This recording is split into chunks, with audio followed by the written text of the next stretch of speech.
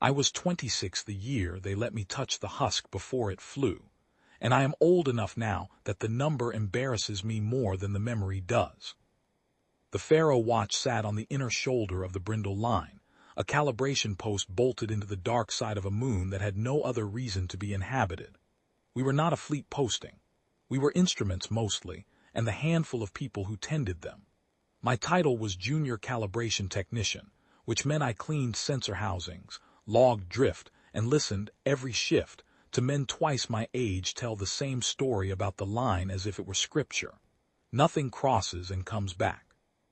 Not a probe, not a drone, not the long-range listening kites the old empires used to send out before anyone thought to count how many never returned.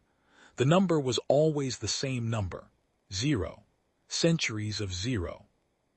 I did not believe it the way they believed it. I believed the data. I did not believe the dread underneath the data, the part where grown commanders lowered their voices when they said the word line, as if it might overhear its own name. I thought that was superstition wearing the coat of caution, and I was young enough to think the difference mattered. So when the Compact's research division floated the quiet hand trial, I was the one who argued for it loudest in the mess hall, long before anyone in a position to approve it ever heard my voice.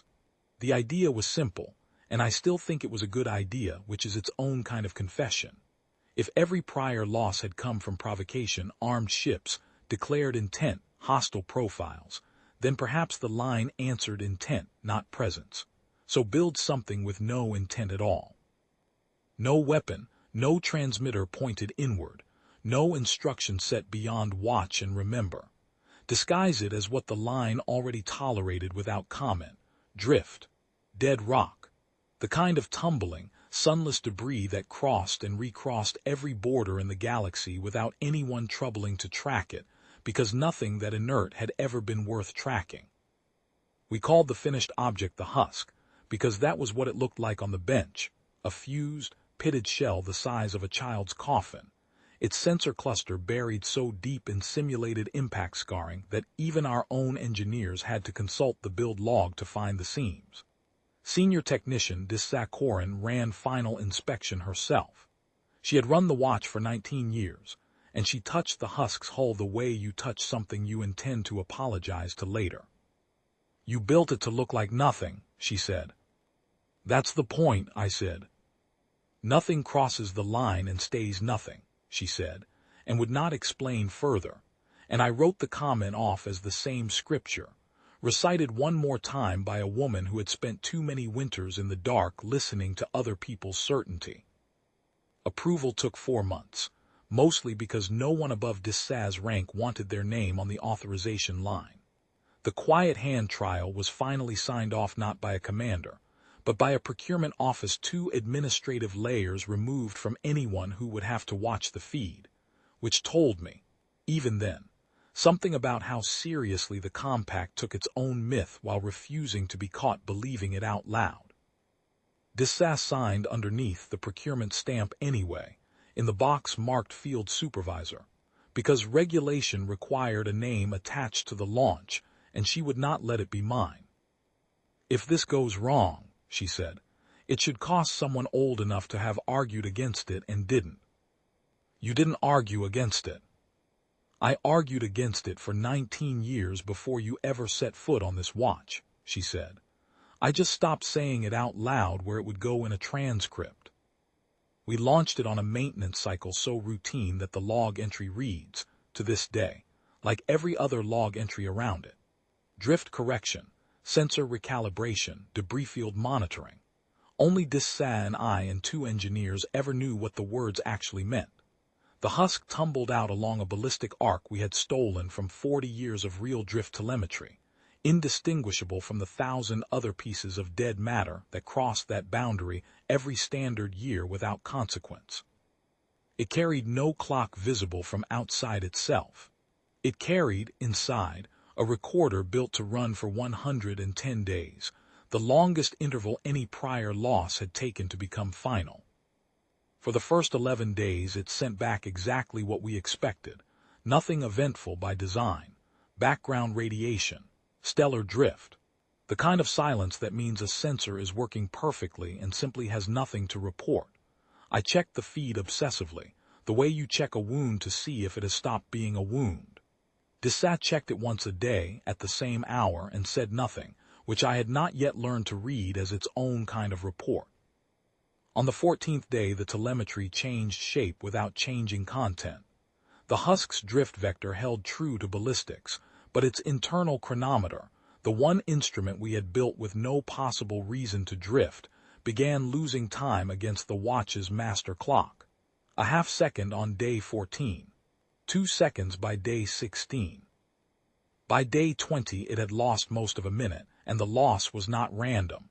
It was smooth, deliberate, the kind of correction you make when you are gently, patiently, retuning something to a different rhythm than the one it arrived with. I brought it to Desat as a fault. She read the numbers twice and did not call it a fault. "It's being recalibrated," she said. "By what?" "That's the question they never let anyone answer," she said. "That's why there's a line." On day 31, the recorder's internal log, the one channel we had never expected to receive remotely, since transmission back across the line had never once succeeded for any prior probe in any prior trial, began arriving anyway in short, perfectly formed bursts, exactly on schedule, exactly within design tolerance, as though the line had simply decided to let this single signal through as a courtesy. The data was unremarkable: hull temperature, orientation. The slow, accumulating time drift, still smoothing itself towards some value we could not yet identify. We told ourselves this was success. We told each other, in the small, windowless room where we ran the feed, that we had finally built the thing that could cross and not be noticed, because surely if it had been noticed, it would already be gone. It went silent on day 44, all channels, at once, with no decay, no garble, no final corrupted fragment to argue over. One packet arrived complete and ordinary. The next scheduled packet did not arrive at all. The chronometer's accumulated drift, in the final clean reading we ever received, had settled at exactly 110 days, 9 hours. The full intended service life of the recorder, retuned in advance, as if something on the other side had read our build specification before we ever launched the thing, and had simply decided when it was finished with our patience. We searched the projected debris field for 6 months. We found nothing, because there was nothing inert about the husk to find. It had never been wreckage, only dressed as wreckage, and whatever crossed back over that distinction, if anything did, left no trace consistent with either a successful return or a destruction. Desat filed the trial as inconclusive, which in compact records is the closest word we have to a confession that we do not understand our own instruments. I drafted the line in the report that called it boastful, built to pass unseen. I believed that line completely, the day I wrote it, the way only a young man believes a sentence he has not yet had reason to doubt. I am the only one of the 4 of us from that room still posted to the brindle line. Desat retired the year after the trial closed and never spoke of the husk again in my hearing. The other 2 transferred out within 18 months, separately, for reasons that were never connected to the file, and that I have stopped pretending were unconnected to it. The number is still 0. It has always been 0. We changed nothing about that number, not even with 110 days of patient, expensive, carefully disguised silence. What we changed, if anything, was smaller and colder than that. We learned, once in real time, exactly how something on the other side of that boundary chooses the hour it stops listening to you, and that it had been listening the whole time we thought we were unseen. I do not boast about that trial anymore. None of us who ran it ever did again. We logged the silence, sealed the file, and went back to counting drift, because that is the only honest work left to do at a border that answers exactly when it decides to, and not one moment before.